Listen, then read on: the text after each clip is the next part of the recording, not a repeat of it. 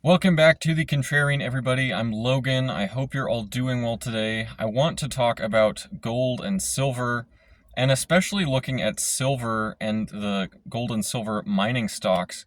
I do think that there's a very bullish setup for these going forward, even though they've lagged gold so far. Now, gold has really had a strong last year, if not a past 2 years. I mean, gold bottomed kind of fall 2022 timeframe, kind of along with the stock market, and since then gold has rallied significantly. I mean, gold is up almost to the $2,700 area as of right now. Today is Friday, October 11th, and gold has just, I mean, continued to power higher this last 10 months at least since it broke out from the 2100 area. It's really seen just a consistent move higher since then. And I think a lot of disappointment has come just in the whole area as a whole, just looking at silver and the mining stocks. I mean, silver has rallied some, but the stocks, gold and silver miners, have really underperformed so far. And I think there's just a lot of disappointment in the overall sector, as well as just, I would say, people becoming disinterested in that because, I mean, if the rest of the stock market is performing considerably well and, even if gold is performing well, I mean, what are they kind of missing out on? And, I'll present a few reasons why I do think that silver and the miners are about to play catch up. And mainly it has to do with looking at past cycles. When gold has rallied, it has typically led silver and the miners, and silver and the miners typically kind of join in later when it kind of becomes a more mainstream and more popular almost sector to invest in, because until now it's really only been gold that has gotten a little bit of attention, and still it's not actually that much attention that the mainstream financial media has given to gold. It's kind of bizarre to see. And actually, prior cycles have been somewhat similar to this. I wouldn't say they've been as bifurcated as what this one has been, where it almost feels like, gold has kind of gotten almost no more attention than it normally does, even though it's at significant all-time highs now in the dollar, even though, I think it may have been a few years prior to just this last year when gold was really being overlooked substantially. And, there's just something to be said for human psychology at work, and how, it does take time for humans to learn and to get on board with something.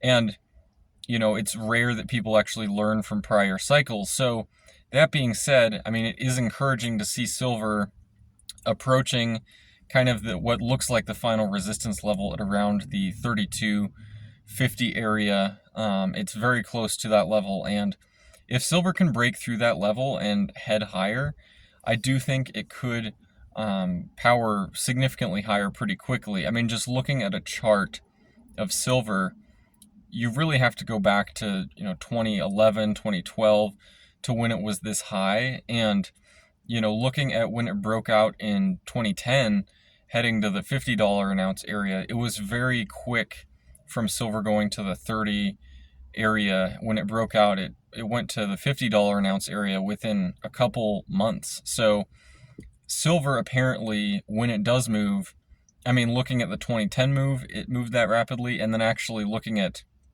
the significant move that silver had back in the early 1980s, of course, there was the whole Hunt brothers, and they actually conducted a silver squeeze successfully back then. But, in that kind of a scenario, silver also powered higher very quickly. It was a very rapid rally that silver went. And, I mean, the technical side of silver looks pretty amazing right now. I'm not trying to, put a time frame on this because, yeah, it could be drawn out longer. It's already kind of drawn out longer than I thought it would be. So, it's taken longer than I thought it would. But, once it does actually finally move, I think silver breaking higher could actually pique a lot of retail investor interest in the overall precious metals space. And I mean, just your typical investor probably isn't really looking at silver or gold right now, just because, I mean, yeah, the rest of the stock market's doing pretty well. Bonds are looking pretty good. So I think it will take a lot of kind of outperformance on the part of gold and then especially silver to really pique investors' interests. For myself, it definitely makes sense for me to be early in the game rather than, trying to join later. Although so far I've been way too early. Not to say that the last year hasn't been rewarding, because it definitely has been, but there were prior years when gold was definitely underperforming everything else. But I just wanted to make this video kind of an update, mainly looking at silver. I think that'll kind of be the catalyst for, just, I would say, mainstream awareness of what has been going on in precious metals. But, I could be wrong with that. I'm not trying to provide advice in any way, but just my own perspective on this. I know I've been talking about gold and silver for quite some time now, and I've definitely been early to the game. Not early like, a gold bug type early who've been just kind of perpetually saying the same things, because as much as I like gold bugs and kind of agree with them, there are cycles within any market, and gold and silver are no exception to that. So I think it is very important to look at the overall cycle, where any market is in its overall cycle. And I think gold and silver are still kind of in the early innings of this bull market. But, it's not the kind of, like any market, there are times when you want to be in it and then times when you want to rotate into something else. I think the time will come eventually to where I want to rotate out of precious metals into something else. Me personally, I don't think that time is yet. But I would be curious to hear what all of you think about this in the comments section below, and I hope to see all of you again at some point.